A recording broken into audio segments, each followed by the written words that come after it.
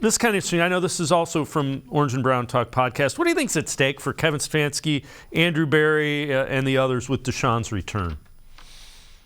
Yeah, it's definitely really interesting. I for one think that Kevin Stefanski, regardless of what happens over these next handful of games with Deshaun Watson, that this is not like a make or break year for him in the sense that his job is on the line. And I don't think that about Andrew Berry either. I think that the Browns, are very confident with this regime that they have currently. I really think what's important over this last stretch of games is going to be for Kevin Stefanski to learn how to call games for Deshaun Watson, to prove that he is the guy to be the play caller on this team, that his offense can suit Deshaun Watson. And then for Andrew Berry, I think it's about figuring out what else Deshaun Watson really needs around him and how they need to beef up this team, where they need to beef it up.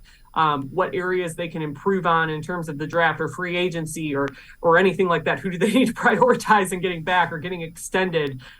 Everything along those lines. And I know we also brought up the Haslams, and obviously I think that the stake for them is a little bit different in the sense that owners, can't quote unquote lose their jobs, right? And they're not going to, it's not like they're going to sell the team based on what happens over these next 6 games or anything.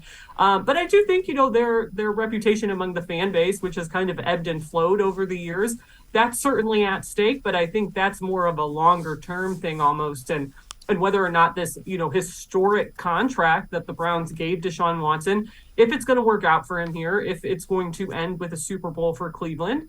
So some of these things that are at stake are short term, but there's also those longer term things that are at stake for different parties here, I think. The other thing to keep in mind about the contract, the NFL salary cap is going up. And it's going to continue to go up, and it's going to continue to go up.